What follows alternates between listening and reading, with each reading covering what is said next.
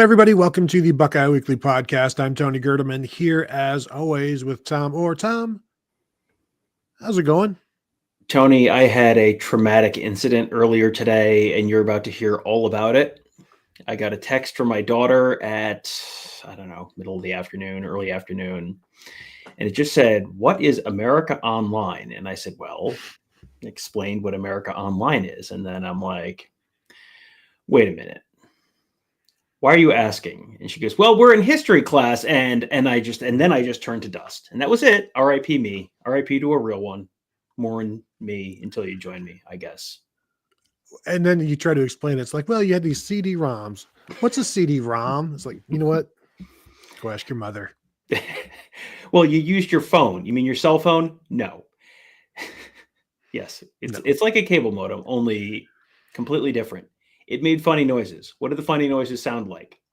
I can make them, but I will sound ridiculous. I will sound like a dumpster falling into a garbage compactor. So I'm probably not going to make those noises out loud. But, then a nice voice told you had mail. So then everything was right in the world. Save the AOL noises and the phone modem noises for super chats. That's if you want to request Tom make any funny voices or sounds, that's where you do it. As always. As always, yes. What did Australia Online sound like? Well, you got mail, mate. Anyway, so I guess let's right off the bat talk about the big news of the day over at BuckeyeHuddle.com. Tom made some additions. If you'd like to go into detail on this. Yeah. So we secured some 5-star commitments earlier today. I will just read Mark's post on the board so that I don't give any the wrong title or any kind of questions they're not yet due, as they are new on staff. So we added 3 folks to our staff, which is already a fairly significant staff. To quote Mark's post, first and foremost, yes, we're bringing in Jeremy Birmingham, the director of recruiting. I call him Berm. I'm frankly surprised that hasn't caught on with the more broad audience. But yes, Berm, now the director of recruiting at Buckeye Huddle. You may have heard of him. He is going to be a very active part of the community there, very active on our board there. He doesn't actually start until Monday, but is already on the board. Has been very active already, making all of us look bad. We all work there, and we're supposed to be there. He's not even supposed to be there, and he's already working quite a bit there. So Berm now a part of Buckeye Huddle. Andrew Ellis also joining Buckeye Huddle. He's going to be doing a lot of message board stuff, a lot of podcast stuff for us. He is very active as well in the recruiting end of things. And then Justin Whitlatch, who you've probably seen from time to time doing some breakdown stuff, some X's and O's stuff. He is joining the staff as well to give us even more sort of schematic stuff, in addition to Michael Pettit, in addition to Devin Radcliffe. So all of those folks are additions. We're not losing anyone. It's just, here's more stuff for you, more folks. Very, very Tony. The news got out, and the membership at Buckeye Huddle has already swelled quite a bit, and it's not even officially anyone's first day yet. So if you are thinking you would like to become a member of BuckeyeHuddle.com, I would say beat the rush, because I'm expecting quite a few new folks there in the coming days. Yeah, for sure. Hit us up there, check it out, see what the all the hubbub is about, and stick around. So, Tom, the title of the show, Transfer Portal News, Expectations for Buckeye Freshmen. The title that I wanted you to kind of put into this was Buckeyes Land 5-star Transfer. Which they did. Technically true. The best kind of true. Yes, go on. So they brought in a North Carolina's long snapper, was a freshman last year, redshirt freshman, Grant Mills, who was a 5-star long snapper from the Cole Kicking Academy. And as you know, that's a significant addition for the Buckeyes. We talked about it in the past when Morrow Evans transferred, backup long snapper transferred out after the spring. And that was like legitimately the most concerning transfer out for the Buckeyes after spring, because there's nobody behind John Furlman. And so now this gives them that backup, because you don't ever want to go into a season with just one long snapper. And so not only does this give them a backup, it gives them their future long snapper as well. So you can roll your eyes at long snapping, but as we've said in the past, anytime you have to hear about a long snapper, it's usually bad news. This is actually part of the good news of hearing about a long snapper. Yeah, it reminds me a little bit of the old Casey Stengel line where anytime you don't have a catcher, you're going to have a lot of pass balls. Anytime you don't have a long snapper, you're going to have a bad time on special teams. So it is a low key important portion of the team, which you only really appreciate when you don't notice him. Like if you notice the long snapper, something has gone terribly wrong, and you have seen that happen over the years to several teams. Ohio State has had some special teams misadventures a couple of years ago. You remember Sean McDonough's voice cracking at one point with a little bit of a special teams misadventure for Michigan about a decade ago. So you want to make sure you have that long snapper position. Just you want it to be so boring. You want to notice them when they're doing something whimsical on hotel check-in day, and that's it, and then not think about them for another 12 months.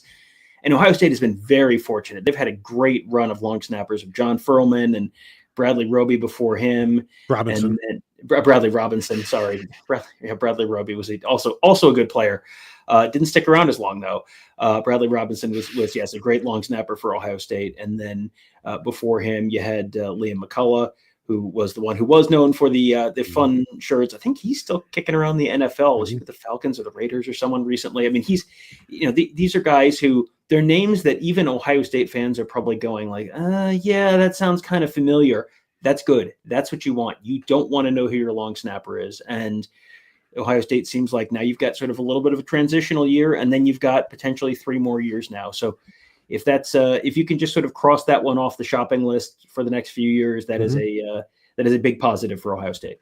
For sure. And then the rest of the show, go ahead and throw your questions in. I had a show planned, but then we got a bunch of questions on the message board. So it's like I get to take a back seat, and once again, my plans are foiled, and we'll just do what the viewers and the subscribers and the listeners want to do instead. I had a big show planned. I had musical numbers. I had everything. And now it's like, well, let's just answer some questions and let's talk about Ohio State, whatever.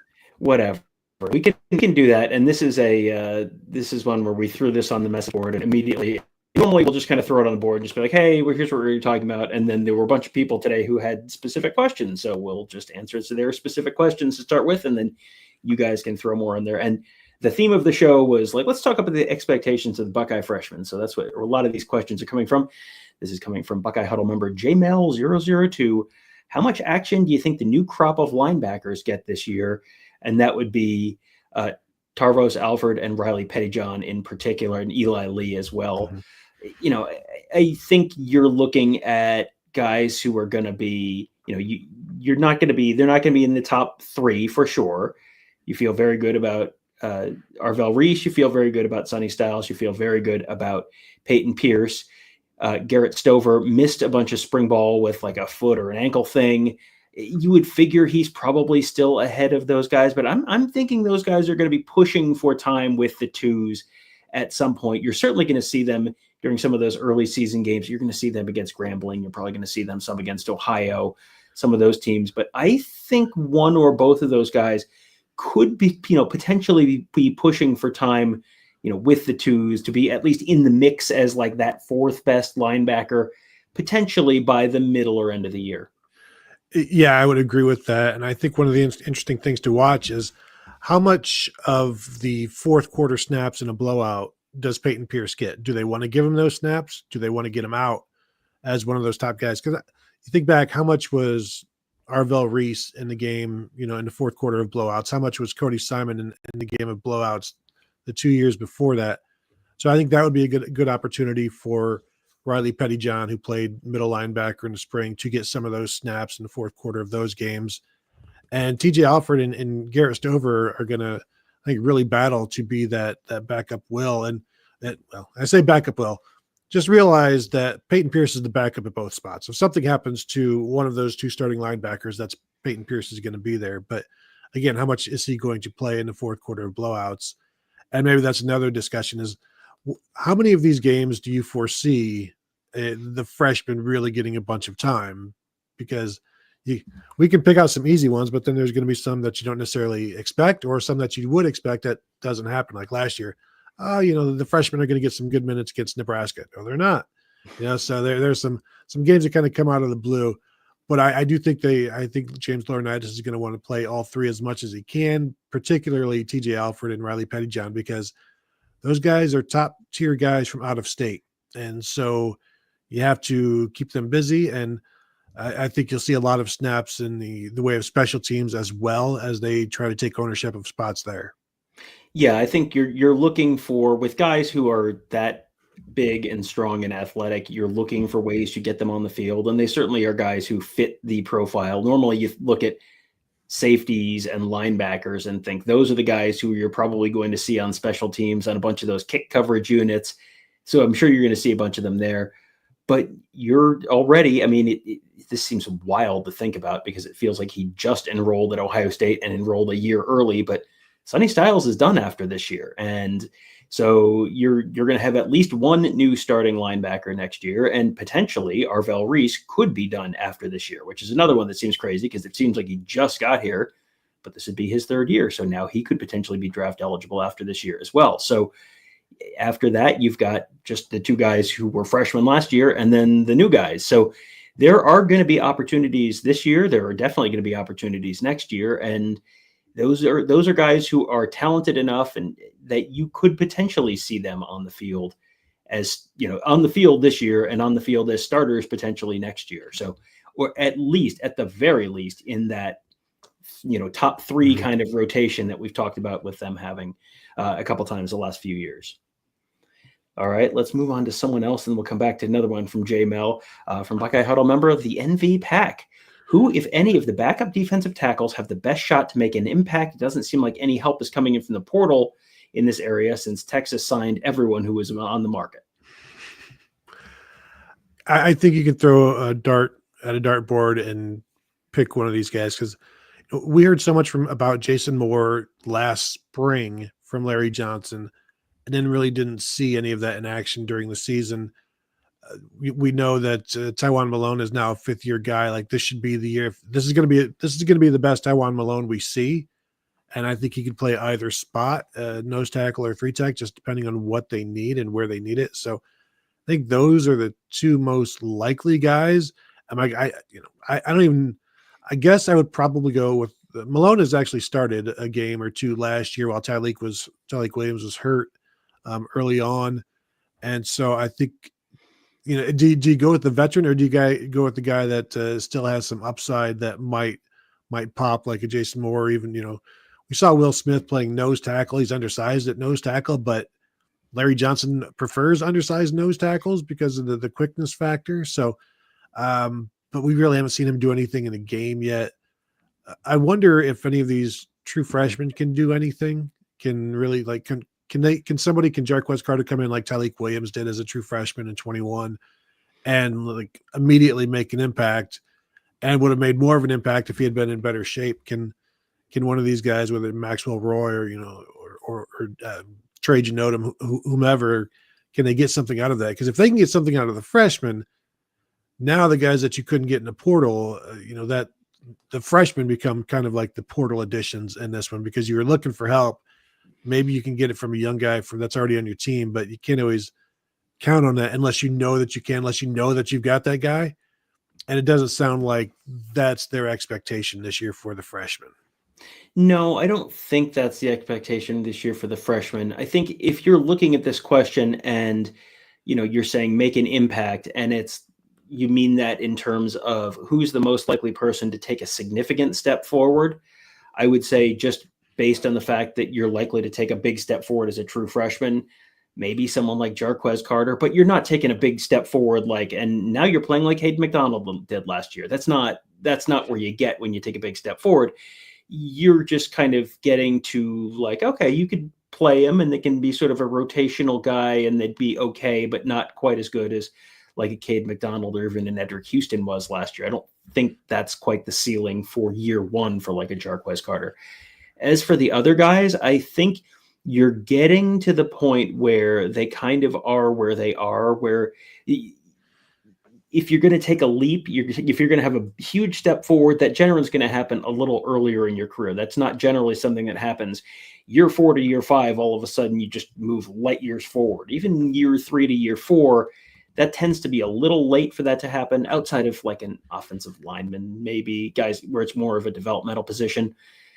I think you might be at the point where these guys make an impact, but they make an impact like a Jerron Cage kind of an impact, where it's like, here's a depth player who you can play, and it's okay, but it's not a real, not the way we typically talk about impact players.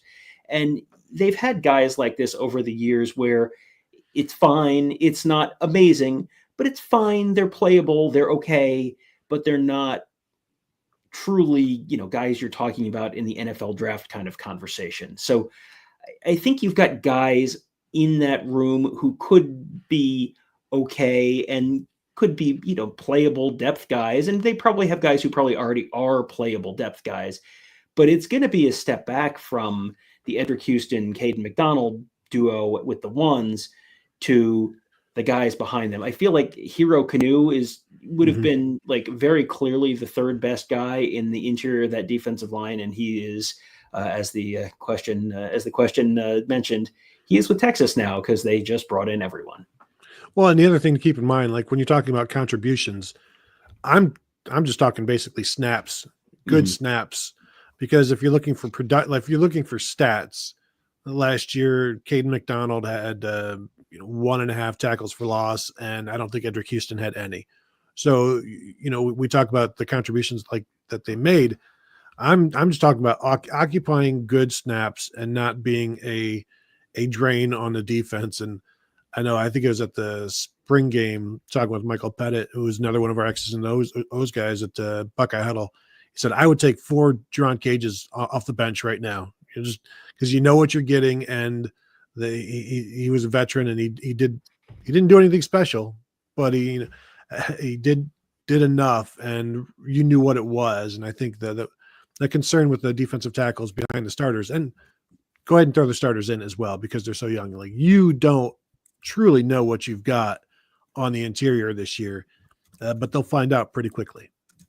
Yeah. And we had a question from Buckeye for Life 20, which is kind of related to this on our board. Any buzz on Jarquez Carter coming out of the spring? I mean, where do you think he is right now? It feels like they're, intrigued by him, but I don't know that he's necessarily ready to play meaningful snaps against Texas at this point, right? Yeah, I think the main thing that I noticed about him is how small he is. He's listed at 6'1", 285, and I say, maybe I should say how short he is, but also he's not that heavy. He's similar. He's like a bigger BB Landers, and he's got some quickness to him. But yeah, I don't think that they're expecting much from him against Texas, and I don't know that they would rely much on him against Texas, because in big games like those, it's the veterans that get the bulk of the snaps. With Texas, if Texas runs 75 plays, Edric Houston and Caden McDonald are going to get 90 to 95% of the defensive tackle snaps, and like some of the defensive ends will get 5 to 8%, and then maybe it might be Tywan Malone or Jason Moore that gets 3 to 5, 3 to 7, something like that, where they're just trying to rely on the guys that have earned those spots, and they don't want to put in somebody that's going to cost them the game. And we'll find out against Texas where they believe everybody stands at that point. Yeah, you're gonna find out pretty quickly where this whole team stands week 1, and that's true of Texas as well, where this is just such a different year. I mean, they started with Notre Dame a couple of years ago in 22. Yes, they started with Notre Dame at home, and then they had Notre Dame on the road in week 3 or something like that in 23, and then didn't really have a really good non-conference opponent last year. But this is such a different season. Ryan Day's talked about that a bunch this spring, and just how different the approach is when you have a big time test in week 1, as opposed to having a couple games where, everyone says, oh, listen, we got to take Akron seriously. We know we're going to get their best shot. And, we all, we know that that there's not anything, there's no concern there. This is a very different kind of thing. So you're going to get a much better litmus test week 1. And then you got a couple weeks to sort of adjust to that. And then you'll see again, the next test, real test after that is, I think they go to Washington late in September or early October, it's something like that. So you're going to have a real test week 1, and then you'll have a little bit of time for both teams to kind of step back and go, okay, figure out what you're doing, and then go from there. Thank you to former Tennessee and current Arkansas State coach Butch Jones for becoming a member of our YouTube channel. We appreciate that. All right, let's go to another one of our questions. Let's go to another one from JMel002. Who will have a bigger impact in year 1, Quincy Porter or Devin Sanchez? I think the answer to this one better be Devin Sanchez because of the depth that Ohio State has at receiver. Even though, I'd say you could maybe make an argument that Quincy Porter can work into the top 4, but I'm not going to do that. I don't think he will. I think he's probably 6th right now at, thereabouts behind the 3 starters and Bryson Rogers, Mylan Graham are your top 5. So I do think we know Devin Sanchez at this point is a top 4 corner. He was with the 2s all spring long. It was Jermaine Matthews and Davison Igbinosun with the 1s, and then Aaron Scott and Devin Sanchez with the 2s. So I definitely think he's going to have a bigger impact, more snaps. But when you look at the impact that he can have, and I saw somebody else throw an over/under on snaps for Devin Sanchez there. We'll get where to we can just kind of. But I do think Devin Sanchez is going to have the bigger impact this year because he's going to play more, and he's going to play more. I think when the games are on the line, even though there may not be a regular rotation right away. Like, I don't know how many snaps he's going to get against Texas. It may be 0 defensive snaps against Texas because, again, they try to play as few freshmen as possible because they're just so concerned that one snap could cost them. But I do think it will be him. And Tom, I've got some snap counts from corners if you want, some freshman corners over the years if you would like them. Yeah, I was just pulling up the question. Was from Buckeye Huddle member Buckeye for Life 20, over under 239.5 regular season snaps for Devin Sanchez. I was pulling up last season's snap counts, and Davison Igbinosun, Jordan Hancock, Denzel Burke all went way over that. They were both all over 600. That's not really a reasonable comp. Jermaine Matthews, 372 last year. Lorenzo Styles, 156. And then the true freshman last year, Aaron Scott, 74, Bryce West, 29. So, based on that, 239.5 is pretty high. Jermaine Matthews, as a true freshman in 2023, 194 snaps, and that came with a start or 2. But he also missed a game and played special teams on he didn't play defense in every game that year. So there's, he didn't quite make it. Jair Brown, true freshman in 2022, 197 snaps. So I think those are the names that you've got to maybe compare it to, and then add in maybe 2 or 3 more games to that. So 239 is still a lot, though. I think I would probably take the under on that just because do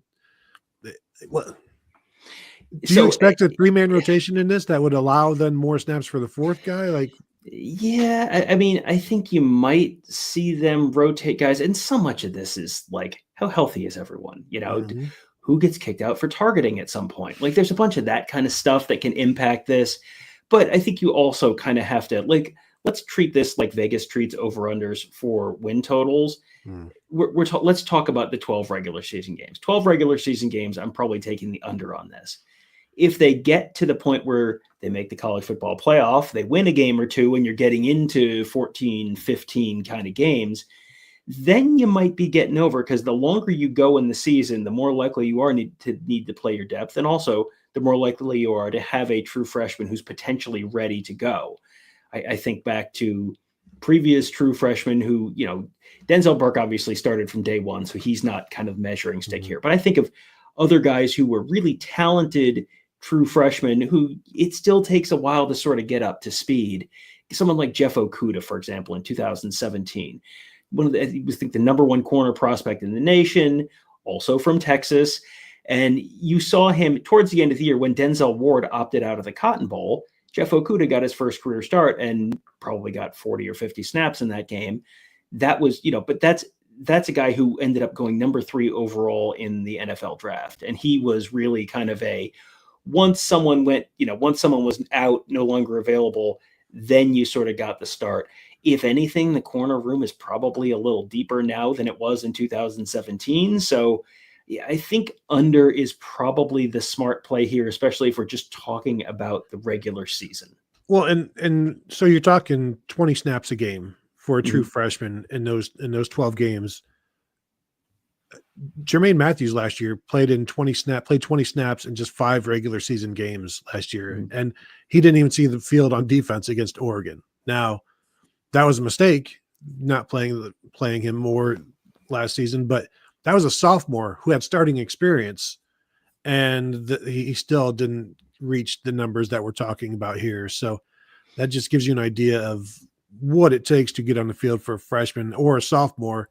And they talked all spring long last year how they viewed Jermaine Matthews as starting, being capable of being a starter, except he didn't play against Oregon. So there's still that overall trust factor and trusting the starters as much as they do. And then you know what, let's just keep going, keep them out there. I think there were 68 snaps in that game for the Ohio State defense. And because Caleb Downs played 68 snaps, right?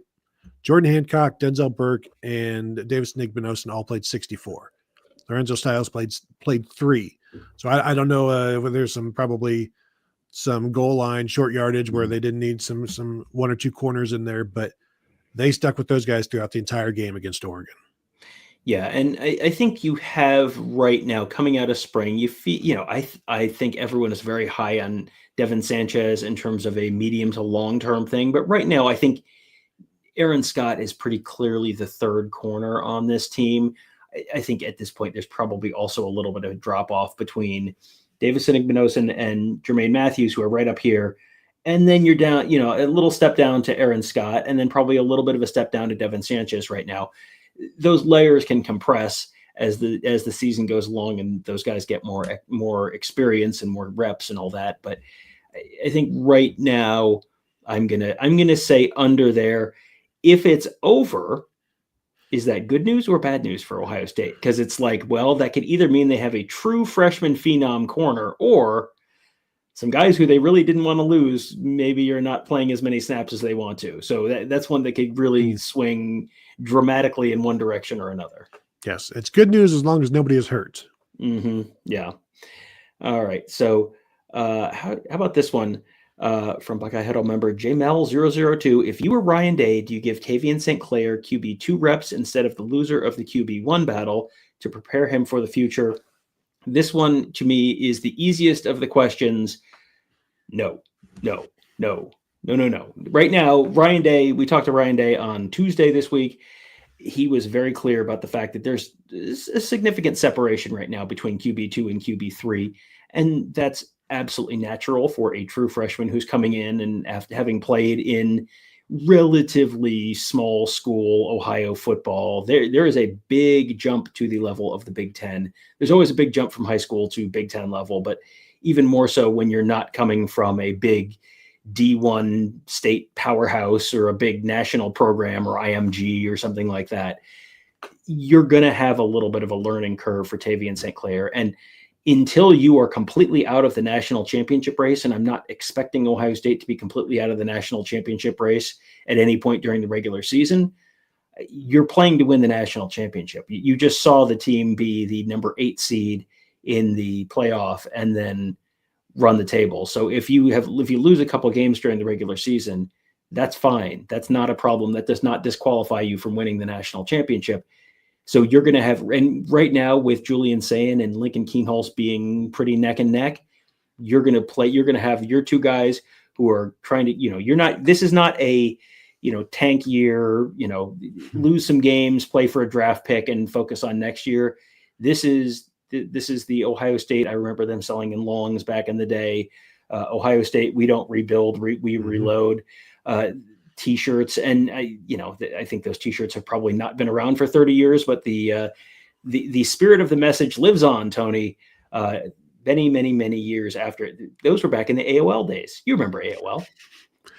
They don't have to tank for Tavian. They've already got Tavian, so you can just let him grow. And Ryan Day's only worried about winning each game and winning the next game. The future worry is that's for future Ryan Day. Like, yeah, you're out there recruiting and things like that, but once the season begins, you're not worried about 2026. You're worried about that week, and then once that game is done, the next week, and you want the quarterback that gives you the best opportunity to win that. And until Tavian St. Clair is quarterback 2 or quarterback 1, then you go with quarterback 1 or quarterback 2. It's saying and Keenholz until that point. Now, you do have certain circumstances like in Michigan, just go with Bryce Underwood right out of the gate. If you want to if you want the best version of Bryce Underwood when you play Ohio State, I think the more he plays, the better.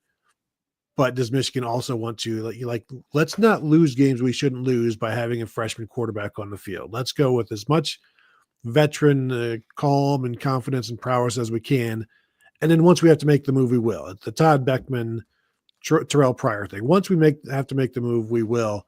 But let's not make it until we have to. And let's sprinkle in the true freshman. Here, they don't need to sprinkle in the true freshman. And frankly, if you look back at Ryan Day's history of true freshman quarterbacks, Tom, he has signed in his, he's been the offensive coordinator, quarterbacks coach, or head coach at Ohio State for 10 years now, this will be his 10th year, I believe. He's had 10 freshman quarterbacks in that time. 3 of them have thrown passes in a season. And one of them was Kyle McCord, who had to start a game. Kyle McCord, Lincoln Keenholz, who got thrown into a spot he was not really ready for, and was it C.J. Stroud in 2020? No, he didn't throw a pass, right? He ran, but he didn't throw a pass. Was it Jack Miller in 2020? No, he also just ran. Boy, who else has thrown a pass? Well, you know what? Yeah, I'll say.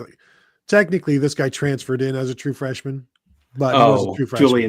Julian Sand last year. So yes, so what I'm hearing is 3 years in a row he's had a true freshman throw a pass. So no, I'm expecting Tavian St. Clair to throw a pass. Oh no, it was McCord. McCord was 21. So okay, so 21, 23, 24.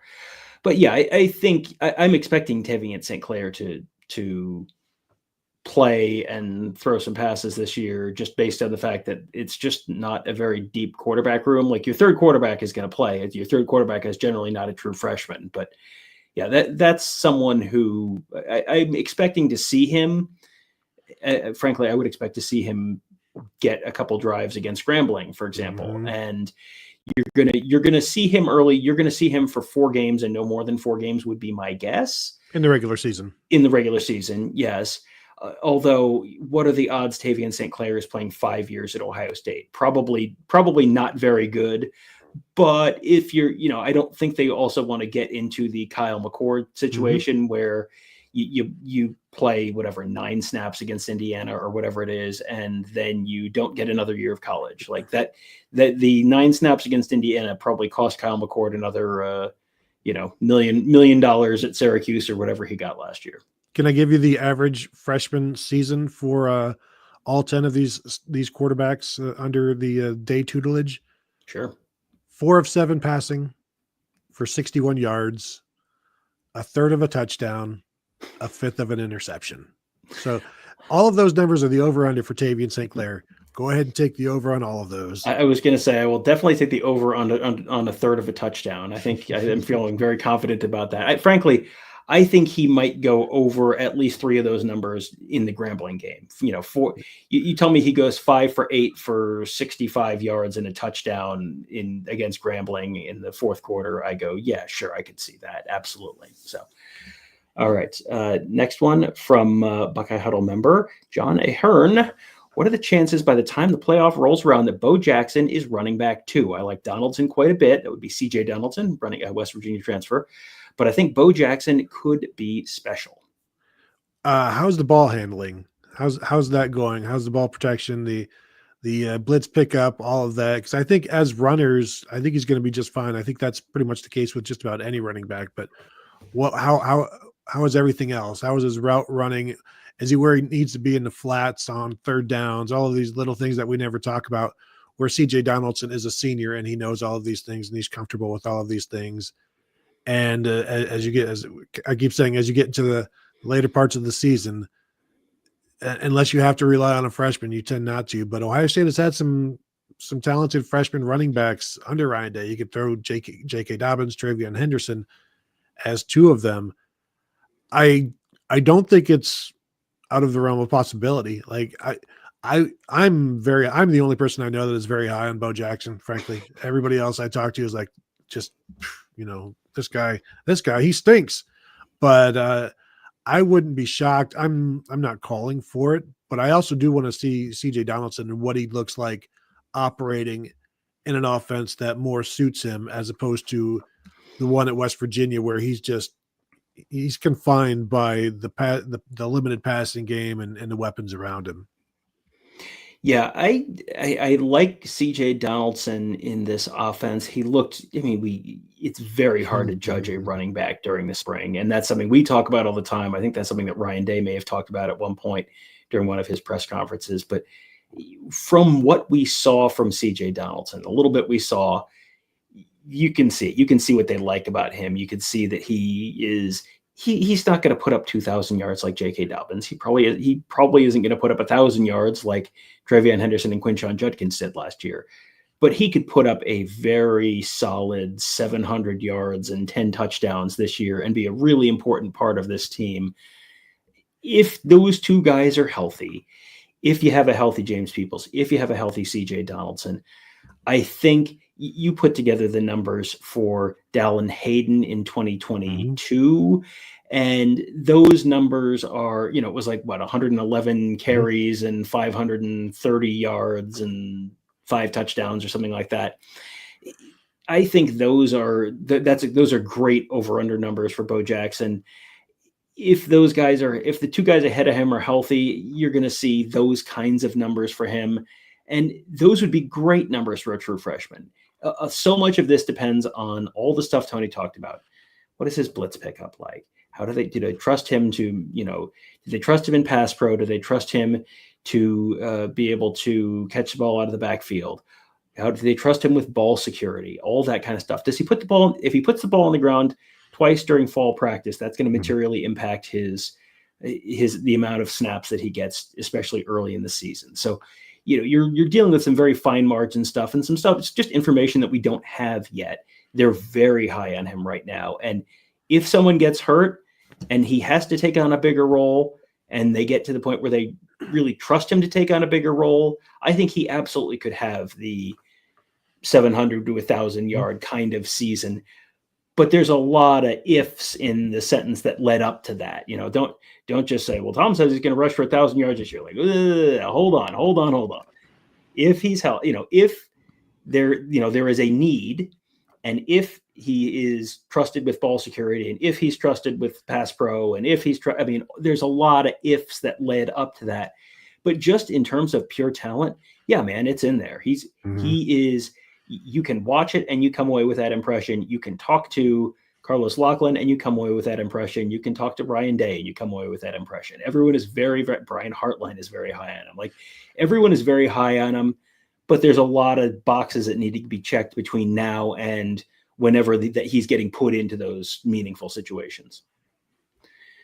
All right. Mike Ferguson wants to know, do we have any freshmen coming in for the Buckeye Huddle beat reporter lineup? I'm concerned that Kevin will inevitably sign with a hand modeling agency this year. What do they need? They don't need just handsome hand models, right? I'm not talking about any of this, frankly. Fine. We'll just move right on to Mike Ferguson's next question. Where is the live feed of the Pickle Master checking in from the road? Tony? Well, and that's the thing. As you guys may or may not know, Buckeye Huddle right now, Mark Givler and Kevin Noon are out on the southern swing. They have been through Virginia, through North Carolina, on their way south. I don't know what's south of North Carolina, Cuba, I think. But checking in with all the top prospects on the Buckeyes, on the Buckeye board, basically, like all the targets, they are touching base with all of these guys, getting interviews, getting the latest on where things stand with Ohio State. So that's all stuff you can find at BuckeyeHuddle.com right now. And I see we got a bunch of people online from Twitter. If you want to interact with the show, you can find us over on YouTube. That way, if you get some questions, you can throw those in there as well. Like these Mike Ferguson questions that we always do appreciate.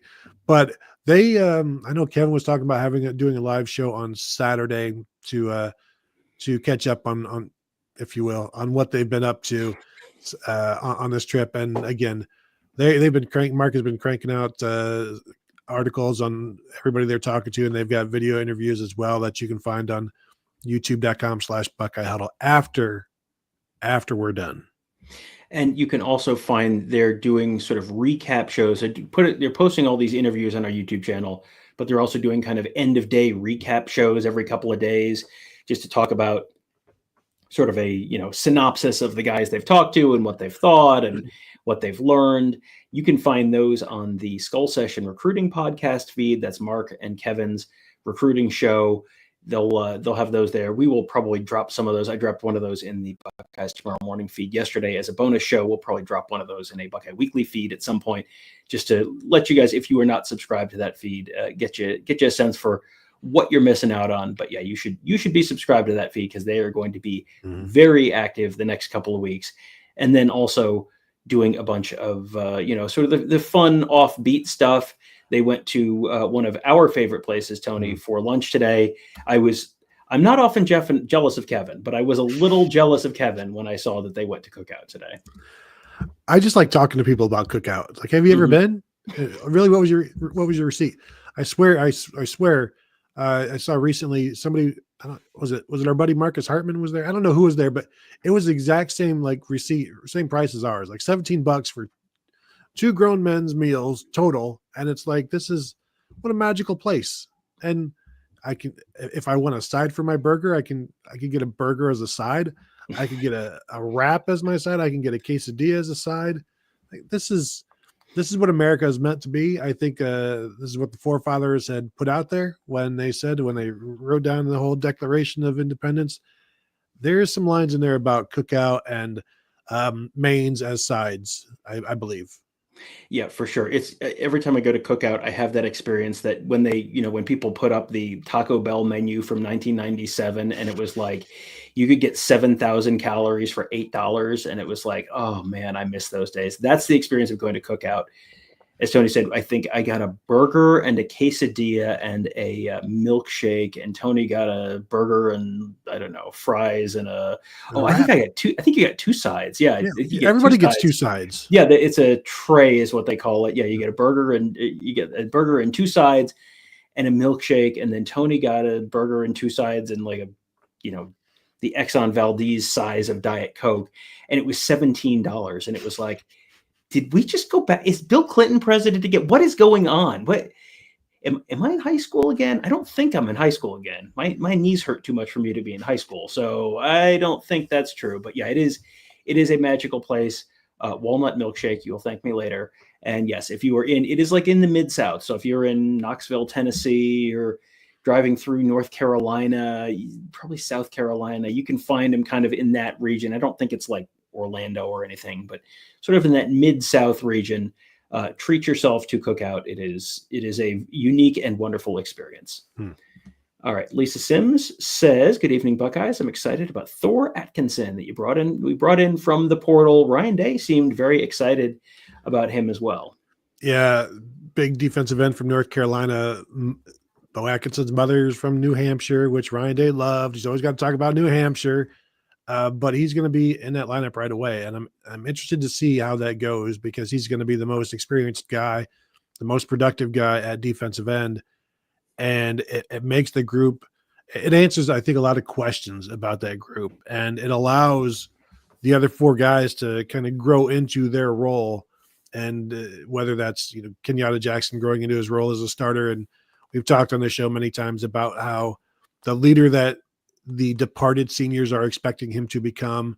So like there's a lot of confidence there with him, but there's just been no production from anybody outside of Beau Atkinson. So all of the returning production in terms of your typical defensive end statistics, like there aren't any for the Buckeyes. Yeah, and I feel like you saw them using Kenyatta Jackson enough last year that it's in there. I feel like you're going to see it out of him just based on how they used him and where they used him last year. And you saw him getting pressure in some of those games in the playoff, even if it didn't always get home. But yeah, I mean, between Kenyatta Jackson and Beau Atkinson and Caden Curry and CJ Hicks and Logan George, those are 5 guys where I think they're feeling pretty good about those, that group on the whole, where I think Atkinson and Kenyatta Jackson are probably your top 2 right now, but there are probably going to be situations where Logan George might be one of your top 2, or Caden Curry might be one of your top 2, or CJ Hicks might be one of your 2 best options.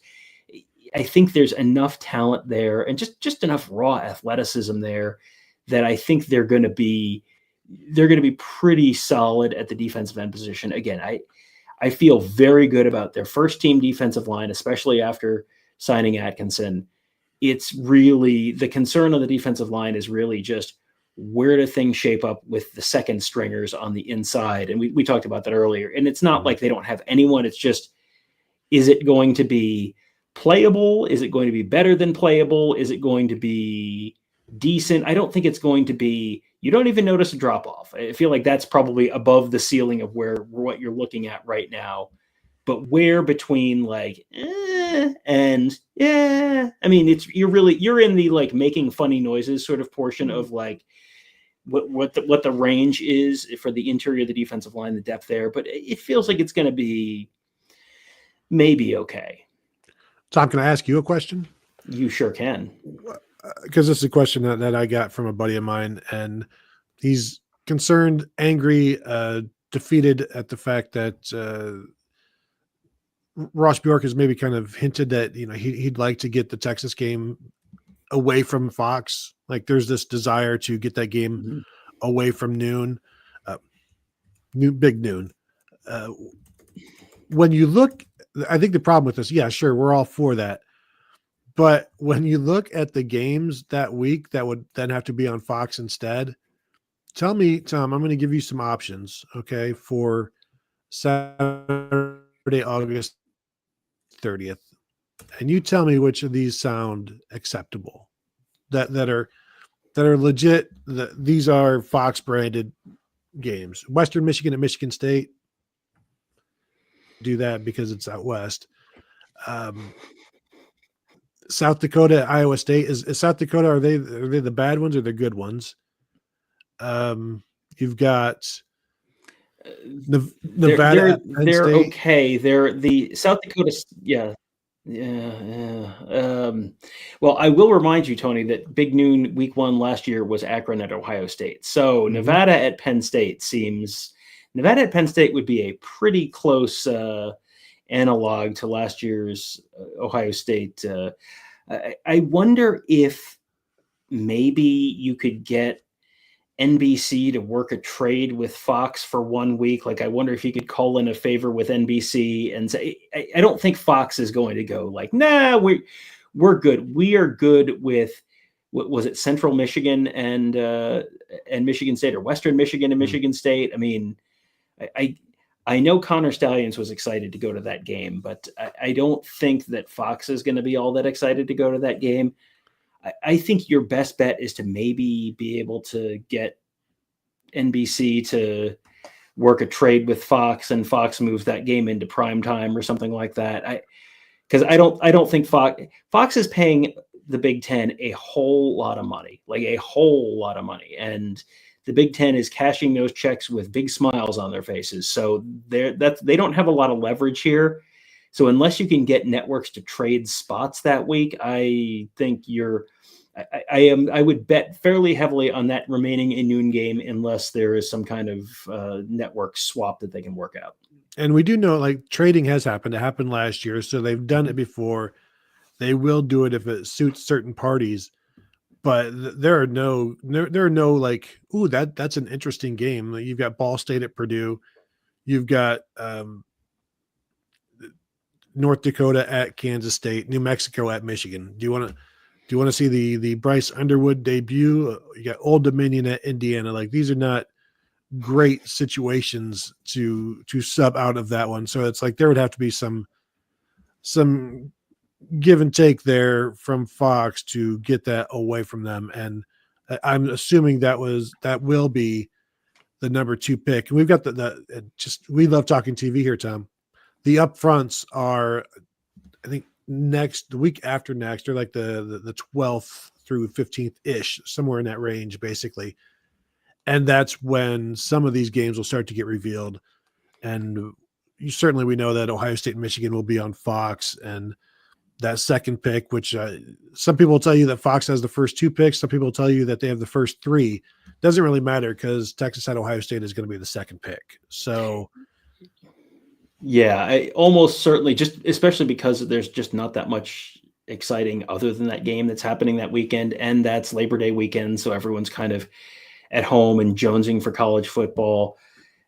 The only other one that I could really see being a real argument is the Penn State-Ohio State game, which could very well go a long way towards determining, is this the year that James Franklin gets over the hump and Penn State really does become a national championship contender, or is this just kind of another year where Penn State is exactly what Penn State has been for the last 10 years, more or less? So you could see something like that. I think the most likely scenario is, if it's going to move, it's going to be Fox trades to get the primetime slot this week and then gives NBC the right to pick first in the, the 5th week, or, something, whatever it is. Like they would trade weeks, and, like NFL draft teams, NFL teams trading, like, we'll give you our 3rd round pick and you give us your 4th round pick kind of deal. It might be something like that, but yeah, that is not a week when there's a lot of other exciting options around. Honestly, the scenario I'm talking about might depend entirely on what's Notre Dame doing week 1. I don't remember who they play week 1, but if Notre Dame has a home game that's a primetime game, then sure, then NBC might be happy to take the noon slot and work that. Although at that point, they probably don't want the Ohio State-Texas game going up against them. So these are the conversations that Tony and I have in the car, where it's like we're like driving from Columbus to Indianapolis, and we're just talking about like TV slots and that kind of stuff. And there's a lot of us starting and then like, no, wait, no, actually, I don't think they'd want to do that. And I think the TV network people, when they see us at Big Ten Media Days, are like, oh, these guys again. Why are you the guy from CBS a couple of years ago was like, why are you guys so interested in the listen, because we're going to get asked a lot of questions about what time kickoffs of these games are going to be, and we want to be able to give you informed opinions. That's why. Notre Dame is at Miami Sunday. Okay, so then really that could be, because then NBC can televise a game anytime on that Saturday, because we'll dive into this. Your TV network is based on who the home team is. So if Notre Dame is the away team, it's going to be based on Miami's home TV contract, which would be ABC. I think has the ABC, and ESPN, I think, have the ACC right now. So that would be on one of those networks, and that's a Sunday game anyway. So that'll be the ABC game on Sunday. Here's one. Sorry to drag you away from Foot TV, Tony, but we got to talk a little bit of football. From Buckeye Huddle member Reppin 614, over/under yards and receptions for Max Klare, and does he finish as a Mackey finalist? Well, is it 3 players that would be a finalist? Here's the good news. Everybody's going to know him because he plays for Ohio State. How often does Ohio State have a Mackey finalist? Was Cade Stover a finalist? I can't remember if he was, but that's really, to me, the gold standard of Ohio State tight end statistics. And so if we go based off of Cade Stover, do you expect Max Klare to have 41 catches this year? He's going to have more more games to do that with. Most likely, Cade Stover caught 41 passes in 12 games. To say under means like, so what, you think he's going to be in the 30s? Like that seems like if you're going to go get that guy, you're going to get him the ball more than that. I think the 576 yards that's a decent number to like, I don't know that he's going to go over that, because that's what Cade Stover did. 5 touchdowns for Max Klare. I might go over that because of the attention that the receivers are going to get, and he's sneaky down the seam, but so is Cade Stover. But Tom, if we go with 41 catches, I kind of feel like, boy, it really is the year of the tight end. If you're going to say over 41 catches for a tight end, I'm not physically able to do that. I don't think, though. Well, I think that there's a couple. One thing working in your favor in terms of higher numbers is the defense is probably going to take a little bit of a step back this year, so you're going to need to score more points.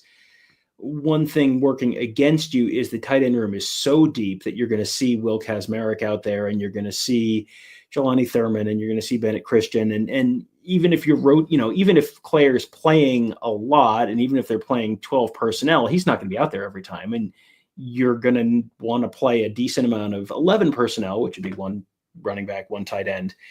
12 personnel is 1 running back, 2 tight ends. I feel like we need to just sort of add that kind of description in there every couple weeks, just because I'm sure people are going, which one's which? That so 1 tight end, 11 personnel, 1 running back, 1 tight end means you get 3 wide receivers on the field. With as talented as Ohio State's wide receivers figure to be this season, you're probably not going to want to play a ton of 12 personnel, because then you're taking one of those wide receivers off the field. So I think you're going to have somewhat limited opportunities in terms of snaps for him, but they're also probably going to be throwing the ball more.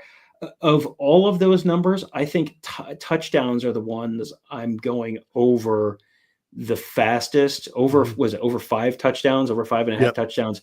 Yeah, I'm going over that number for him for sure. 41 catches is a lot. I think in order of most likely to go over, I'd say touchdowns, then yards, then receptions, probably. And Reppin 614 did correct me on the board. I feel great shame. The Ohio State Akron game was the CBS 3:30 game last year, not the big noon kickoff. That was apparently the only game all season that Ohio State did not play at noon. Wow. Which I did not. I think in my head they were just at noon all season long, other than the 2 night games during the regular season. So yes, so it was the other national broadcast. So anyway, week 1 not exactly filled with great content typically in the college football calendar. And this kind of goes. John Dowd said they also had an otherworldly defense last season that decreases snaps tremendously. This was in connection with the conversation about Devin Sanchez's snaps, but it also sort of applies there. Jordan Kapler says my cookout receipt usually says, "Oops, all cornbread." Yeah, that's not. When is cornbread a bad call? Answer: never. And Jordan says hashtag tank for Tom. This is when, if we would have Kevin on this show. But I'm already on the team. I don't need to be drafted. So that's speaking of the team, Tom, new additions to the team for those people just joining us or who weren't here when we made the announcement earlier in the show.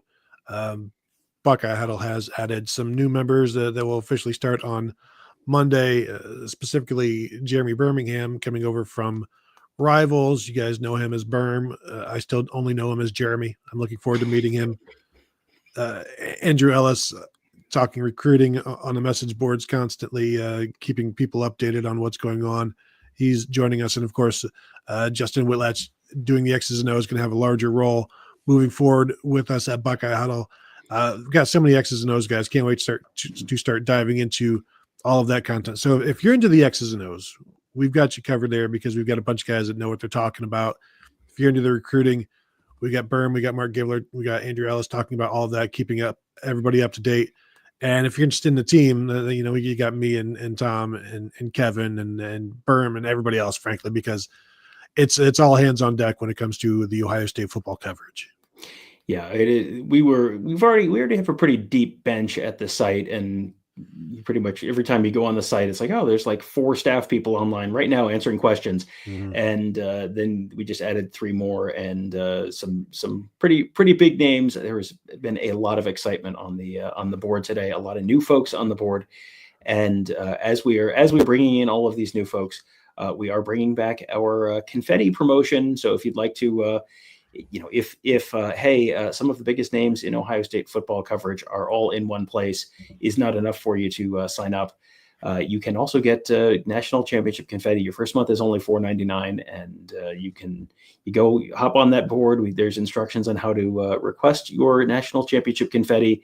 It will probably cost you. It will probably cost us about $5 to send it to you. So you're coming out square right there in your first month, and also getting access to all of this great coverage. And as we mentioned earlier, Mark and Kevin are already on the road on their Southern Swing trip. So there's going to be an absolute boatload of recruiting coverage the next 3 weeks or so. And not just recruiting coverage, unique recruiting coverage that you're not going to find a lot of other places. There's a certain amount of like, some of this stuff, everyone kind of has the same stuff. Everyone's talking to the same kids. This is very different, where they're meeting in person with a lot of players, but also maybe even more importantly, with their coaches, with their teachers, getting to know find out more about them as people, building relationships that pay off in terms of better access later in the recruiting cycle, all that kind of stuff. So yeah, this is actually a very, very exciting week, an exciting month at Buckeye Huddle, even except, setting aside the fact that we just added one of the biggest names in the Ohio State media space.